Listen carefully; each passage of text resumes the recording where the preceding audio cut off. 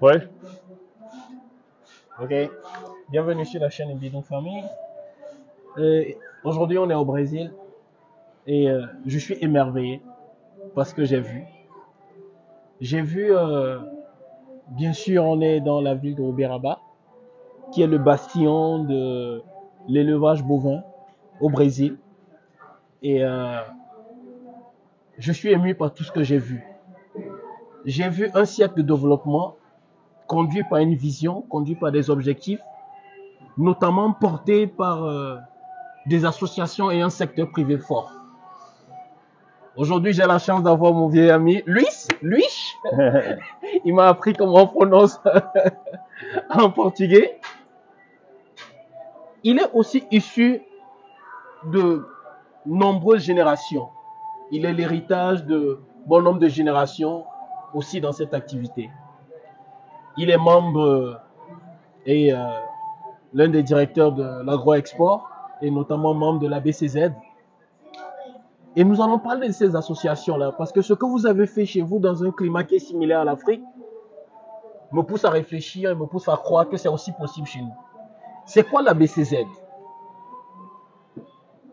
Je sais qu'elle est née en 1919 et en quoi elle a joué un rôle important dans le développement de la filière bovine au Brésil. merci pour avoir cet échange ici avec Monsieur Aziz Agoussou. Et c'est un énorme plaisir de vous recevoir ici au Brésil et dans la ville ici d'Uberaba, dans la foire de l'Expo Zebu. Et donc, pour raconter un peu l'histoire de l'ABCZ, qui c'est l'association brésilienne des créateurs de zébus. Créateur, ça veut dire éleveur. Il faut reprendre un peu le début de l'histoire avec la première importation de bovins de Inde. C'était fait les années 1920. À l'époque, c'était 340 têtes qui ont été importées et seulement 40 têtes, c'était de la race Nelore. On voit ici autour de nous le Nelore, c'était la race qui est la plus développée ici au Brésil. Aujourd'hui, on a plus de 225 millions de têtes au Brésil. C'est plus qu'un par personne. Et c'est là, 80% c'est de la race Nelore. Donc, à l'époque, on n'avait pas de moyens de technologie pour gérer à un niveau précis la génétique. Le croisement s'était fait avec l'évaluation visuelle. Et les choses se passaient comme ça, c'est comme ce qui était disponible comme outil de gestion. Mais à partir des années 70, avec le développement de technologies, les analyses d'ADN, on a pu commencer à faire la base de données de la ABCZ, qui, avec ce niveau plus précis de l'évaluation de la génétique, on peut faire les croisements d'une façon plus efficace et dédiée aux besoins, soit pour la viande, soit pour la production de lait.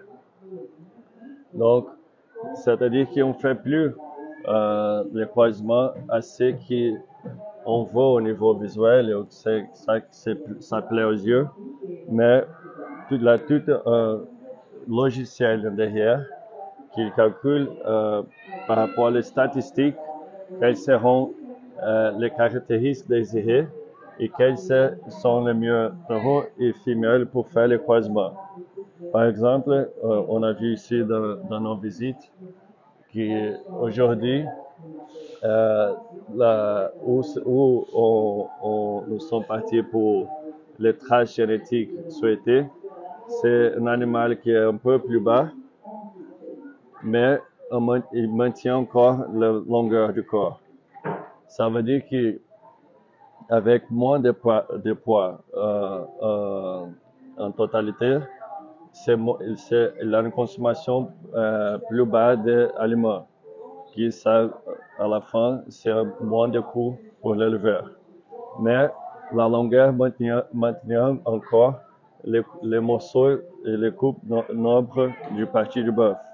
Donc, ce sont des exemples de comment l'amélioration génétique a ajouté tout ça. Le rôle de la BCZ, c'est de gérer cette base de données.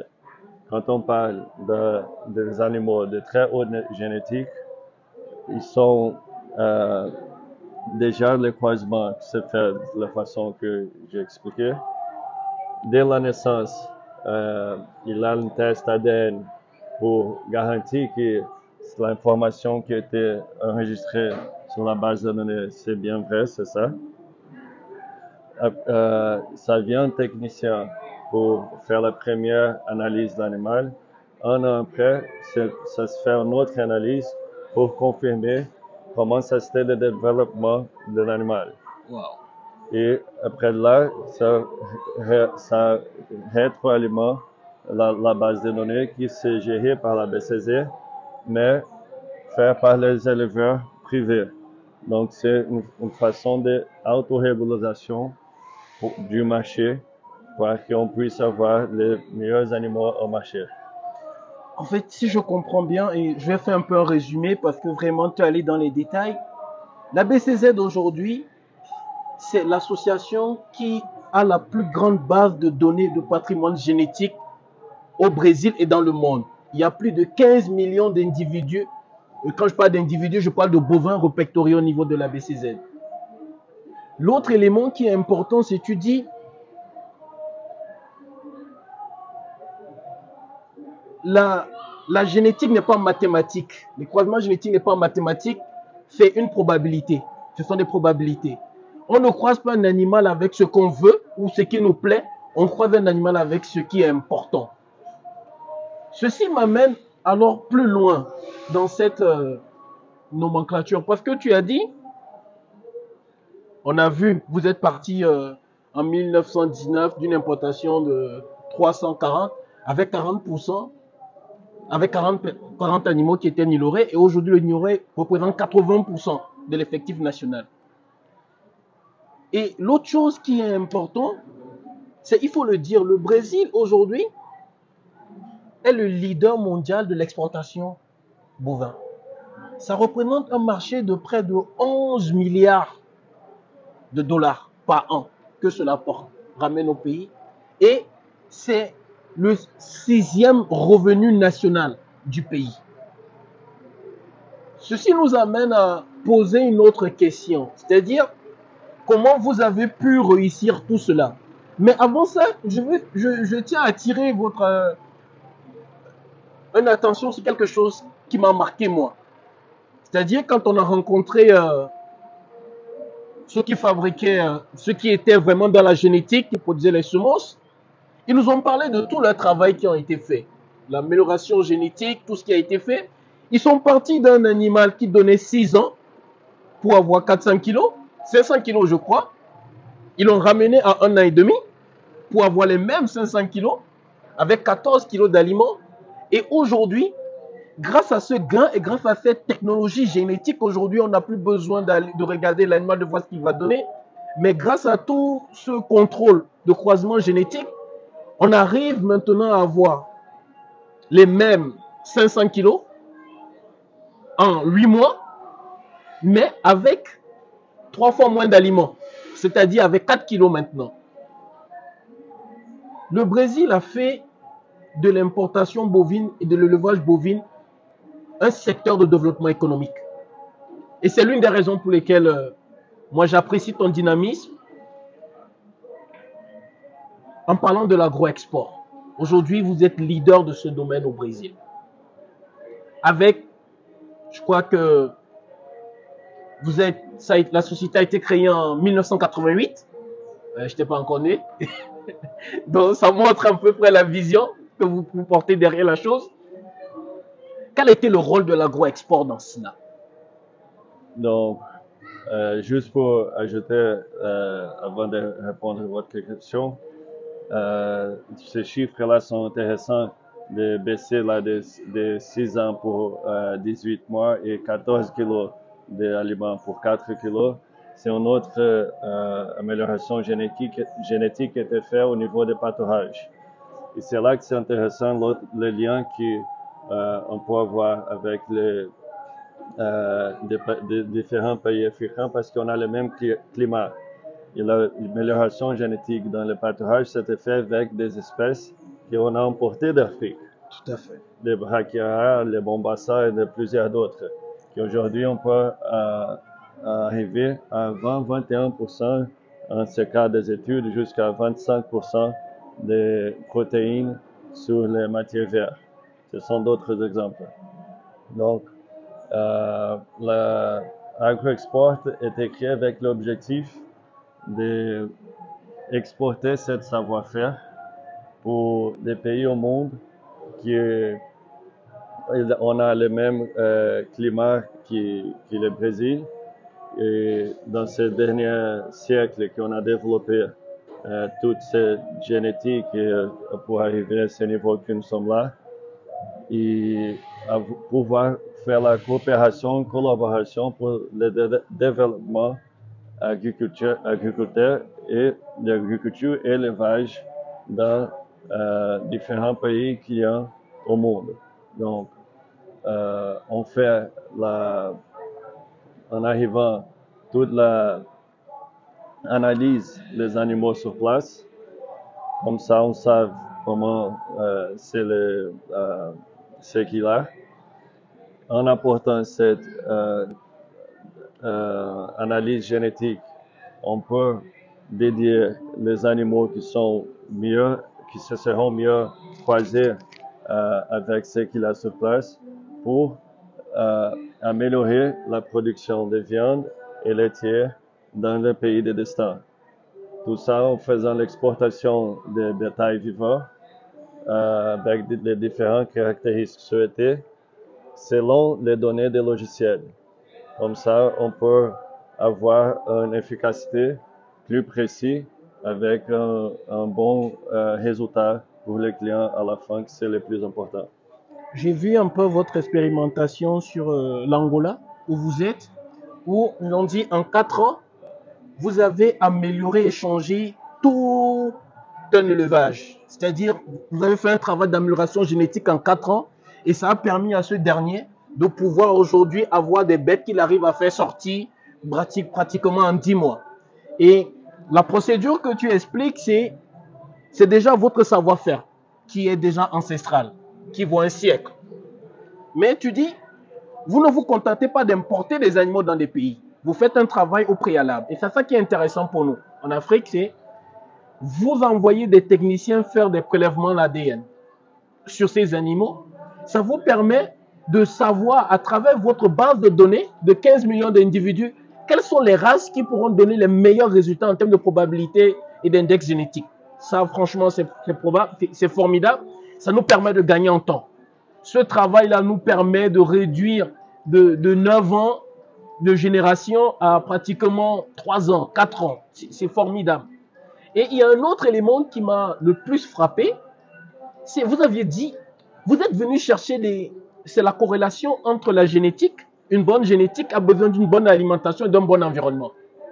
Et il y a aussi des projets qui se sont faits au niveau de l'alimentation. Mais plus loin, vous avez dit, vous êtes venu chercher des espèces en Afrique. Donc c'est dit que l'environnement est le même, et ça je peux l'attester ici au Brésil.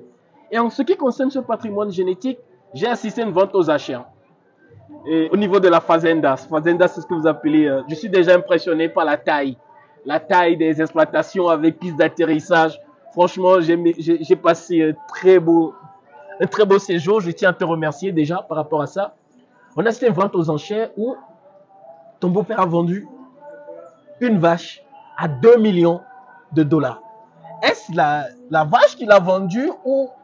Je n'ai pas bien compris, c'est les droits qu'il a vendus. Comment ça se passe au Brésil? Comment quelqu'un fait pour acheter une vache à 2 millions de dollars et il dit qu'il va la rentabiliser? Explique-moi ça pour que je puisse comprendre. Donc, c'est une question intéressante parce que là, vous êtes parti sous le top de la pyramide de la génétique. Donc, pourquoi quelqu'un va acheter une vache de 2 millions. Et là, c'était une vente de 50% de la vache, c'est-à-dire que ça fait une association pour la propriété de la vache. Et pourquoi quelqu'un va payer ça? Parce que, comme on a dit, avec toutes les technologies de croisement, ça va permettre dans la troisième, quatrième génération, à partir de cette vache, d'arriver au niveau commercial. Et ça va ajouter la croissance des carcasses, amélioration au niveau de l'alimentation, et pour à la fin donner une meilleure rentabilité pour l'éleveur qui est en contact avec les marchés.